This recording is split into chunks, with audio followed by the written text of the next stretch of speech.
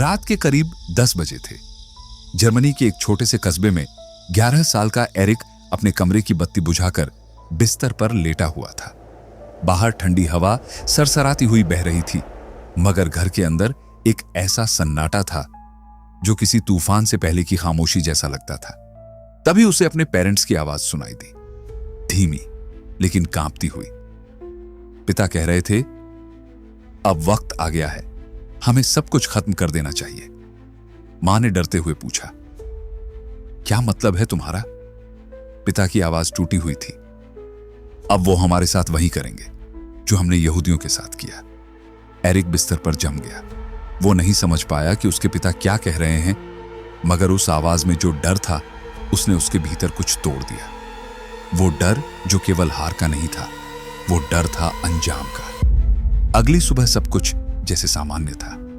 पिता मुस्कुरा रहे थे, मां ने टिफिन पैक किया और पूरा परिवार जंगल की ओर निकला, पिकनिक की तरह। एरिक को लगा शायद सब ठीक है, पर उसके पिता की आंखों में एक गहरी खामोशी थी जो हर मुस्कान के पीछे छिपी हुई थी। शाम तक सब बदल गया। उस रात एरिक के पिता ने अपने ऑफिस में खुद को गोली मार ली। एरिक ने देखा फायरप्लेस में उसके पिता की यूनिफॉर्म जल रही थी। वो यूनिफॉर्म जो कभी गर्व का प्रतीक थी, अब सिर्फ अपराध और शर्म की राख बन चुकी थी। उसकी आंखों में वही रात घूमने लगी, वो शब्द जो हमने यहूदियों के साथ किया। और उस दिन के बाद से एरिक ने अपनी मां के हाथ का खाना नहीं खाया पूरे 9 साल तक, क्योंकि उसे डर था कहीं वो भी वही ना कर दे जो उसके पिता ने कहा था। सब कुछ खत्म। ये कहानी सिर्फ एक बच्चे की नहीं थी, ये पूरे जर्मनी की आत्मा की कहानी थी। वो देश जो कभी गर्व से भरा था, अब अपने ही अतीत के बोझ तले दब चुका था। हर घर में एक एरिक था जो अपने पिता के डर, शर्म और पछतावे का गवाह बन गया था। वो लोग जो कभी हिटलर पर भरोसा करते थे, अब उसी के नाम से कांपते थे। हिटलर ने सिर्फ एक युद्ध नहीं हारा था, उसने इंसानियत को हरा दिया था। उसकी नफरत ने लाखों मासूमों को निगल लिया और पीछे छोड़ गया वो खामोशी जो आने वाली पीढ़ियों तक सुनाई देती रही। पर इतिहास हमेशा सवाल पूछता है, क्या कोई इंसान जन्म से राक्षस होता है? कभी नहीं। हिटलर भी कभी एक पेंटर बनना चाहता था, कला से दुनिया को रंगना चाहता था, पर फिर उसने दुनिया को खून से रंग दिया। 20 अप्रैल 1889 ऑस्ट्रिया की एक छोटी सी जगह ब्राउनाउ एम इन में एक बच्चे ने जन्म लिया, जिसका नाम उसके माता पिता एलोयस हिटलर और क्लारा पॉल्जल ने रखा, एडोल्फ हिटलर। जगह भले ही ऑस्ट्रिया की थी, मगर जर्मनी की सरहद बस कुछ ही किलोमीटर दूर थी, और शायद इसी वजह से हिटलर के दिल में शुरू से ही जर्मनी के लिए एक अलग जुड़ाव था। एडोल्फ अपने घर का चौथा बच्चा था। उसके आने से पहले क्लारा के जितने भी बच्चे हुए, वो ज्यादा दिन जिंदा नहीं रह सके थे। इसलिए जब एडोल्फ पैदा हुआ तो मां की पूरी दुनिया उसी में बस गई। वो अपने बेटे पर जान छिड़कती थी, लेकिन स्कूल और पढ़ाई लिखाई की दुनिया एडोल्फ को कभी पसंद नहीं आई। उसे लगता था कि ये सब फिजूल है। हर वक्त डिसिप्लिन, हर वक्त रूल्स, ये जिंदगी नहीं है। वो अक्सर अपने दोस्तों से यही कहता। उसके पिता एलोयस बहुत सख्त थे। कई बार जब एडोल्फ कुछ गलत करता तो वो गुस्से में उसे मारते पीटते भी थे। ऐसी ही एक शाम जब उसके पिता ने फिर डांटा तो 8 साल के एडोल्फ ने गुस्से और दुख में चर्च जाना शुरू कर दिया। वो वहां सिंगिंग लेसन लेने लगा और चर्च कॉयर में गाने लगा। धीरे धीरे उसके मन में इच्छा हुई कि वो एक दिन प्रीस्ट बने, मगर किस्मत के पन्ने अक्सर वक्त से पहले पलट जाते हैं। कुछ ही सालों बाद उसका छोटा भाई एडमंड बीमार पड़ा। डिप्थीरिया नाम की बीमारी ने उसे छीन लिया। एडमंड की मौत ने एडोल्फ की मासूमियत भी अपने साथ ले ली। वो गुमसुम रहने लगा, किसी से बात नहीं करता, और अब उसका गुस्सा अपने पिता और टीचर्स पर निकलने लगा। क्लास में उसका परफॉर्मेंस गिरता गया। शिक्षक उससे परेशान थे और पिता निराश। लेकिन वक्त के साथ एडोल्फ का रुझान बदलने लगा। अब उसे आर्ट, पेंटिंग और ड्राइंग में दिलचस्पी होने लगी। वो कहता, मैं एक दिन वियना का सबसे बड़ा आर्टिस्ट बनूंगा। उसे भरोसा था कि उसकी कला उसे नई पहचान देगी, पर किस्मत ने यहां भी उसके रास्ते में दीवार खड़ी कर दी। उसने Vienna academy of fine arts में 2 बार एडमिशन के लिए अप्लाई किया। दोनों बार रिजेक्ट कर दिया गया। अब उसके पिता की मौत हो चुकी थी और घर का सारा बोझ उसकी मां के कंधों पर था। हिटलर का स्कूल भी छोड़ दिया गया। उसके पास न पढ़ाई थी न करियर, बस सपने और गुस्सा। मां की तबीयत भी बिगड़ने लगी। एडोल्फ उनकी सेवा करता, डॉक्टरों के पास भागता, लेकिन 21 दिसंबर 1906 को उसकी मां क्लारा ने हमेशा के लिए आंखें बंद कर ली। वो दिन हिटलर के जीवन का सबसे अंधेरा दिन था। उसकी पूरी दुनिया बिखर गई। अब वो अकेला था, न घर था, न खाना, न कोई सहारा। वो सड़कों पर घूमता, कभी मजदूरी करता, कभी पेंटिंग्स बेचकर 2 वक्त की रोटी जुटाता, कभी किसी के घर पोस्टर बनाता, कभी चर्च की दीवारों पर रंग भरता। वो अब एक भटका हुआ नौजवान था जो खुद को ढूंढने निकला था। इन्हीं सालों में वियना के मारिया हिल्फ डिस्ट्रिक्ट में रहते हुए एडोल्फ का रुझान राजनीति और जर्मन नेशनलिज्म की तरफ बढ़ने लगा। वो अखबार पढ़ता, बहसें सुनता और कहता, जर्मनी का वक्त आएगा, एक नया दौर शुरू होगा। उस वक्त उसके दिल में यहूदियों के लिए कोई नफरत नहीं थी, बल्कि वो उनके साथ काम करता, पेंटिंग्स बेचता और कभी-कभी उनके घरों में भी जाता था। लेकिन जब पहला विश्व युद्ध छिड़ा, सब कुछ बदल गया। जैसे ही उसे पता चला कि जर्मनी युद्ध में उतर चुका है, उसका खून खौल उठा। वो बोला, यही वक्त है, मुझे अपनी मातृभूमि के लिए लड़ना है। वो तुरंत जर्मनी चला गया और सेना में भर्ती हो गया। शुरुआत में वो संदेश पहुंचाने का काम करता था, एक सिंपल मैसेंजर, पर धीरे धीरे मैदान ए जंग में उसका नाम गूंजने लगा। वो बहादुरी से लड़ा। Battle of Somme, battle of Arras और बैटल ऑफ पाश्चेंडेल जैसी भयानक लड़ाइयों में उसने हिस्सा लिया। जख्मी हुआ लेकिन पीछे नहीं हटा। साथियों के लिए वो एक मिसाल बन गया, एक ऐसा सिपाही जो मरना जानता था, झुकना नहीं। यही से उसके भीतर लीडर बनने का बीज पड़ा। एक ऐसा लीडर जो आने वाले वक्त में दुनिया को उसकी सबसे बड़ी त्रासदी तक ले जाएगा। पहली वर्ल्ड वॉर की आग भड़क चुकी थी। चारों तरफ मौत और तबाही का मंजर था। इन्हीं लड़ाइयों में एक नाम तेजी से उभरने लगा, एडोल्फ हिटलर। सिपाही गिर गया है, लेकिन हार नहीं मानी है, किसी ने चिल्लाते हुए कहा। दरअसल बैटल ऑफ डी शो में हिटलर बुरी तरह घायल हो गया था। गोलियों की बौछार के बीच भी उसने पीछे मुड़कर नहीं देखा। खून से लथपथ हालत में भी उसने लड़ाई जारी रखी। उसकी इसी बहादुरी के लिए बाद में उसे आयरन क्रॉस से सम्मानित किया गया। वॉर खत्म होते होते हिटलर महीनों तक अस्पताल में भर्ती रहा। शरीर तो संभल गया, मगर अंदर का जख्म कभी नहीं भरा।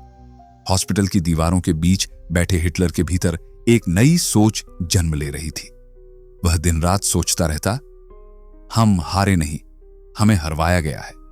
उसके दिल में जर्मन नेशनलिज्म की आग भड़क चुकी थी। हिटलर का मानना था कि जर्मनी की हार के लिए सिविलियन लीडर्स, यहूदी और मार्क्सिस्ट जिम्मेदार हैं, जिन पर उसे गहरा अविश्वास था।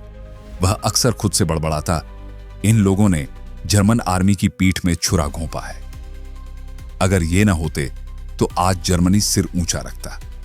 साल 1914 से 1918 तक चली वर्ल्ड वॉर 1 में इंग्लैंड, फ्रांस और रूस जैसे एलाइड कंट्रीज ने जर्मनी समेत सेंट्रल पावर्स को हरा दिया। वॉर के बाद पूरा जर्मनी अस्त व्यस्त था। सरकार टूटी, अर्थव्यवस्था डगमगाई और जनता निराश हो चुकी थी। राजनीतिक हालात इतने बिगड़ चुके थे कि कोई भी पार्टी देश को संभालने की स्थिति में नहीं थी। ऐसे में नेशनल असेंबली ने फैसला किया कि वाइमर नाम की जगह पर नई सरकार बनाई जाए। वहां एक नए संविधान का ड्राफ्ट तैयार हुआ और पहली बार महिलाओं को भी वोट देने का अधिकार दिया गया। यही सरकार बाद में वाइमर रिपब्लिक कहलाने लगी। लेकिन जनता को इस नई गवर्नमेंट पर भरोसा नहीं था। वजह थी वो कुख्यात ट्रीटी ऑफ वर्साय, वो समझौता जिसने जर्मनी को घुटनों पर ला दिया। इस ट्रीटी के तहत जर्मनी को अपनी 13% जमीन, 75% आयरन और 26% गोल्ड खोना पड़ा। ऊपर से उसे 6.6 बिलियन पाउंड्स का हर्जाना भरने का आदेश मिला, जो उस वक्त किसी पहाड़ से कम नहीं था। हिटलर की आंखों में गुस्सा तैरने लगा था। उन्होंने हमें सिर्फ हराया नहीं, हमें मिटाने की साजिश रची है। वो अक्सर अपने साथियों से कहता, हमारी कॉलोनी छीनी गई, हमारी फैक्ट्री लूटी गई, अब हमारे पास कुछ नहीं बचा। इस ट्रीटी ने जर्मनी की कमर तोड़ दी। वहां के संसाधन खत्म हो गए, बेरोजगारी आसमान छूने लगी और भूख आम बात बन गई। जनता अब वाइमर रिपब्लिक को देशद्रोही मानने लगी। नेशनलिस्ट ग्रुप्स ने उनके नेताओं को नवंबर क्रिमिनल्स कहना शुरू कर दिया। उनका मानना था कि ये वही लोग हैं जिन्होंने जर्मनी की आत्मा बेच दी। हिटलर धीरे धीरे इन विचारों से और मजबूत होता जा रहा था। उसके दिमाग में अब एक ही ख्याल घूम रहा था, अगर जर्मनी को फिर से उठना है तो उसे नए लीडर की जरूरत है। और यहीं से जन्म हुआ उस सोच का जिसने पूरी दुनिया को बदल दिया। वर्ल्ड वॉर 1 खत्म होने के बाद जर्मनी सिर्फ जंग नहीं हारा था, बल्कि अपनी पहचान, इज्जत और आत्मविश्वास सब कुछ खो चुका था। पूरे देश का माहौल हताशा और गुस्से से भरा हुआ था। सड़कों पर भूख थी, दिमागों में गुस्सा और दिलों में बदले की आग। इसी दौर में धीरे धीरे एक नया नेशनल माइंडसेट पनपने लगा, जहां मर्द को आक्रामक, सख्त और माचो दिखना जरूरी माना जाने लगा, जबकि औरतों को बस घर की चारदीवारी तक सीमित कर दिया गया। अखबारों और नेताओं ने एक नई सोच को लोगों के दिमाग में बोना शुरू किया। जर्मन मर्द कभी नहीं झुकता, वो लोहे की तरह मजबूत होता है। मीडिया में सैनिकों की ट्रेंच लाइफ को गौरव का प्रतीक बताया गया, लेकिन सच्चाई उससे बहुत अलग थी। असल में सैनिक बड़े बड़े कीचड़ भरे गड्ढों में रहते थे, जहां हर वक्त मौत मंडराती रहती थी। जहरीली गैसें, दुश्मनों की गोलियां और गंदगी से भरे हालात। फिर भी जनता को बस वो चमक दिखाई गई जो अखबारों ने दिखाई। हमारे सैनिक देवता हैं। ये नारे जर्मनी की गलियों में गूंज रहे थे, लेकिन भीतर से लोग टूट चुके थे। यही वक्त था जब नेशनल ऑनर का जुनून धीरे धीरे डिक्टेटरशिप की ओर झुकने लगा। राजनीतिक हालात भी बिगड़ रहे थे। वाइमर रिपब्लिक के खिलाफ जगह जगह विरोध शुरू हो गया। उसी समय एक नया ग्रुप उभरा, स्पार्टासिस्ट लीग। यह ग्रुप रूस की बोल्शेविक क्रांति से प्रेरित था। लोग अब सोवियत स्टाइल की गवर्नमेंट जर्मनी में भी चाहते थे। हर रोज प्रदर्शन होते, झंडे उठते और नारों की गूंज में लोकतंत्र की नींव हिलने लगी। वाइमर सरकार ने इन विरोधों को दबाने के लिए फ्री कॉर्प्स नाम की एक सेना बनाई। पुराने सिपाहियों और बेरोजगार युवाओं से बनी ये टुकड़ी सरकार की तरफ से बगावत कुचलने में लगी रही, लेकिन इनकी गोली और डंडे भी जनता की भूख और गुस्से को नहीं रोक पाए। धीरे धीरे हालात इतने बिगड़ गए कि देश की अर्थव्यवस्था तहस नहस हो गई। सोना खत्म, इंडस्ट्री ठप और लोगों के पास खाने तक के पैसे नहीं थे। सरकार के पास जब हर्जाना देने के लिए पैसे नहीं बचे, तो फ्रांस ने जर्मनी के रूहर इंडस्ट्रियल एरिया पर कब्जा कर लिया। वो इलाका जहां से दुनिया का सबसे ज्यादा कोयला निकलता था। जर्मनी अब पूरी तरह टूट चुका था। सरकार ने हालात संभालने के लिए एक खतरनाक फैसला लिया। नोट छापना शुरू किया। हर जगह नोट ही नोट थे, लेकिन उनकी कीमत मिट्टी जैसी हो चुकी थी। लोग बोरी भर नोट लेकर ब्रेड की एक लोफ खरीदने जाते। इतने सारे पैसे और फिर भी कुछ खरीद नहीं सकते। एक बूढ़ा दुकानदार हंसते हुए बोला। यह वही वक्त था जब एक नया शब्द पैदा हुआ, हाइपर इन्फ्लेशन, यानी जब महंगाई की कोई हद न रहे। अमेरिका ने जर्मनी की मदद करने की कोशिश की, लेकिन 1929 में ग्रेट डिप्रेशन आया और उसने सब कुछ तबाह कर दिया। अमेरिकी सपोर्ट बंद हो गया, बैंक डूब गए, फैक्ट्री बंद हो गई और लाखों लोग बेरोजगार सड़कों पर आ गए। 1932 तक इंडस्ट्रियल प्रोडक्शन 40% गिर चुका था और करीब 6 मिलियन लोग बेरोजगार थे। सड़कों पर अब एक ही आवाज गूंजती थी, हमें नया नेता चाहिए। सरकार से लोगों का भरोसा उठ चुका था और तभी उसी अफरा तफरी के बीच एक शख्स धीरे धीरे लोगों की नजर में आने लगा, एडोल्फ हिटलर। आर्मी छोड़ने के बाद 1919 में हिटलर ने जर्मन वर्कर्स पार्टी ज्वाइन की। शुरुआत में यह पार्टी बहुत छोटी थी, लेकिन हिटलर की जुबान में आग थी और उसके शब्दों में जादू। वो लोगों के दर्द को समझता था और उनके गुस्से को दिशा देने लगा। मैं जर्मनी को फिर से महान बनाऊंगा, वो गूंज जो बाद में पूरी दुनिया ने सुनी। धीरे धीरे हिटलर ने पार्टी के सभी मेंबर्स को अपने पक्ष में कर लिया और फिर उसका नाम बदल कर रख दिया, national socialist German workers. Party यानी नाजी पार्टी। यहीं से शुरू हुआ वो सफर जिसने एक टूटी हुई कौम को फिर खड़ा तो किया, लेकिन कीमत ऐसी चुकवाई जिसे इतिहास आज तक नहीं भूला। हिटलर का सपना साफ था, जर्मनी पर राज करना और अपनी नस्लवादी सोच को पूरे देश में फैलाना। उसके अकॉर्डिंग इंसानों को उनकी रेस और दिखावट से जज किया जाना चाहिए। जो उसके बनाए पैमाने पर फिट न बैठे वो नीच वर्ग कहलाए। यह सोच धीरे धीरे जर्मन समाज की जड़ों में उतरने लगी। हिटलर ने अपनी पार्टी को मजबूत करने का बीड़ा उठाया। वक्त बीतता गया और उसकी पार्टी का असर बढ़ने लगा। फिर आया 1923, जब हिटलर ने बवेरिया नाम की जगह को कब्जाने का प्लान बनाया। उसे यकीन था कि यह कदम उसकी सत्ता का रास्ता खोलेगा, लेकिन नतीजा इसके उलट हुआ। पूरी प्लानिंग फेल हो गई और हिटलर गिरफ्तार हो गया। जेल की सलाखों के पीछे बैठकर भी उसका जुनून ठंडा नहीं पड़ा, बल्कि यहीं उसने अपने आने वाले सफर की रूपरेखा तैयार की। जेल में रहते हुए उसने एक किताब लिखी, माइन कम्फ, जिसका मतलब था मेरा संघर्ष। इस किताब में उसने अपनी आइडियोलॉजी, अपने नफरत भरे विचार और भविष्य की योजनाएं लिखी। एक दिन जेलर ने पूछा, क्या सोच रहे हो हिटलर? हिटलर ने मुस्कुराकर जवाब दिया, मैं उस जर्मनी की कल्पना कर रहा हूं जिसे फिर से महान बनाना है।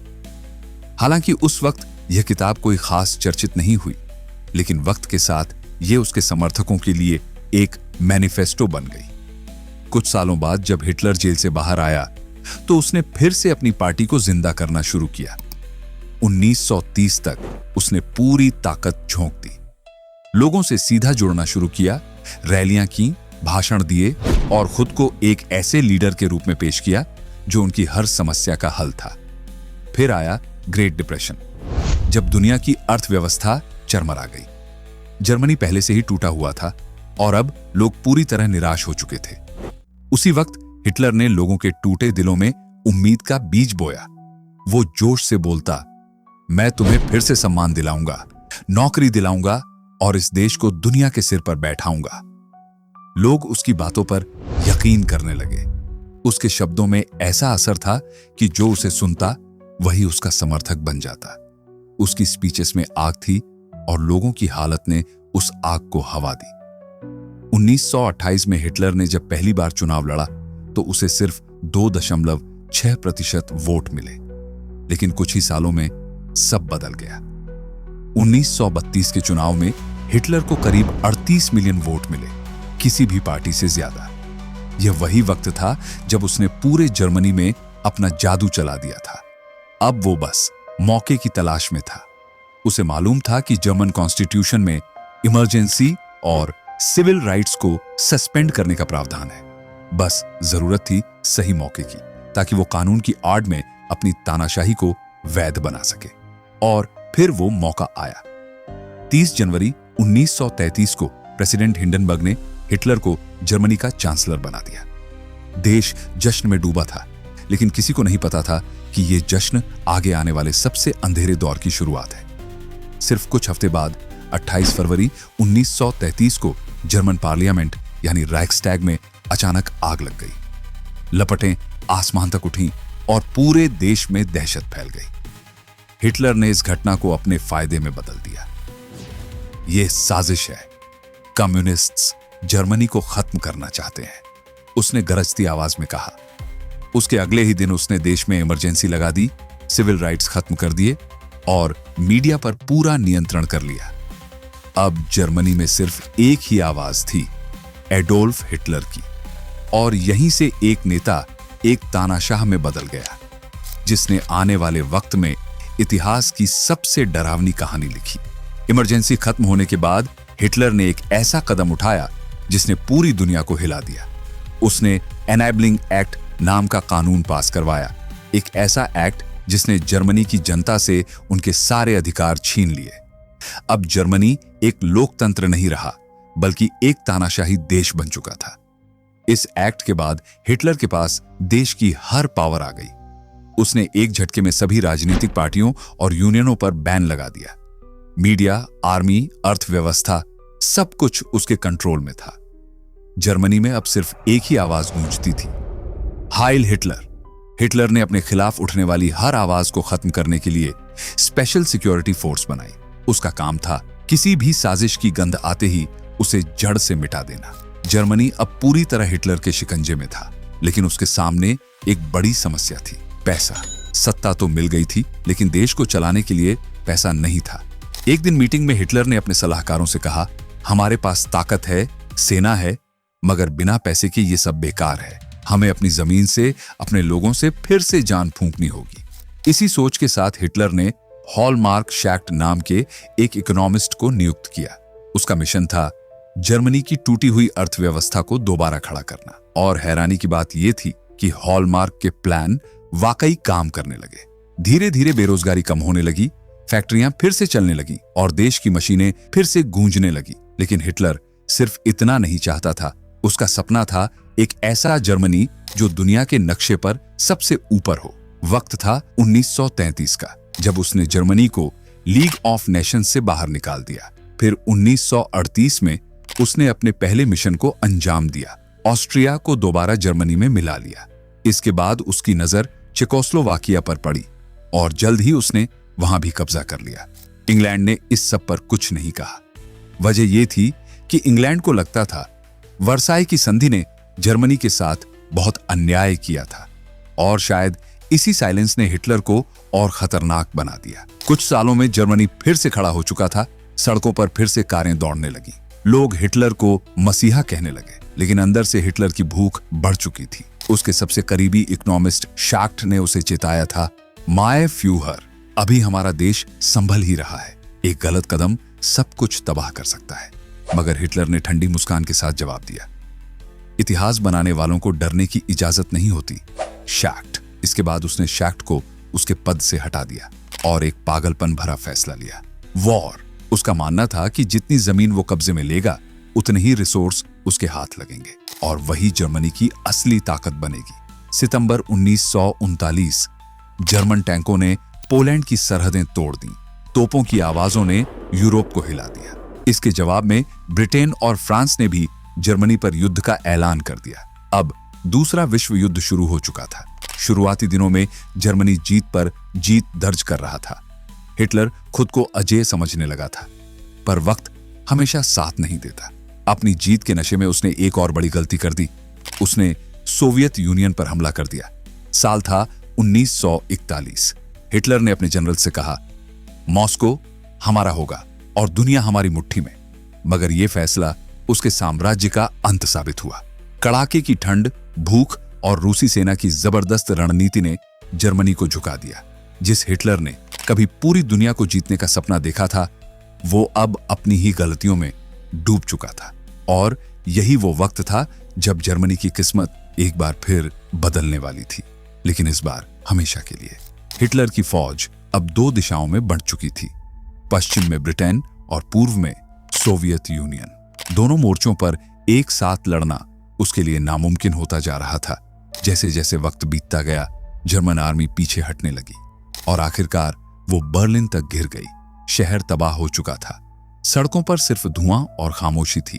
इस बीच सोवियत यूनियन की ताकत दिन ब दिन बढ़ती जा रही थी और दुनिया एक नए दौर में कदम रख रही थी, वो दौर जिसमें सोवियत यूनियन महाशक्ति बनकर उभरने वाला था। उधर अमेरिका अब तक युद्ध से दूर था, लेकिन दिसंबर 1941 में जापान ने पैसिफिक महासागर में अमेरिका के पर्ल हार्बर पर हमला कर दिया। उस हमले ने सब कुछ बदल दिया। अब अमेरिका भी युद्ध का हिस्सा बन गया। जंग अब सिर्फ यूरोप की नहीं रही, ये दुनिया की जंग बन चुकी थी। सालों तक चले इस युद्ध में हिटलर को अब साफ दिखने लगा था कि हालात उसके हाथ से निकल चुके हैं, लेकिन उसने बर्लिन छोड़ने से इनकार कर दिया। उसने कहा था, मैंने ये शहर खड़ा किया है और अगर ये जलेगा तो मैं इसके साथ जलूंगा। दिन था 30 अप्रैल 1945। बंकर के अंदर हवा में सन्नाटा था। हिटलर अपनी पत्नी ईवा ब्राउन के साथ बैठा था। उसने अपने निजी फिजिशियन डॉक्टर वर्नर हेजे को बुलाया और ठंडी आवाज में पूछा, मरने का सबसे यकीनी तरीका क्या है? डॉक्टर ने जवाब दिया, माय फ्यूहर, जहर और गोली दोनों साथ। कुछ ही देर बाद बंदूक की आवाज गूंजी। हिटलर और ईवा दोनों की मौत हो चुकी थी।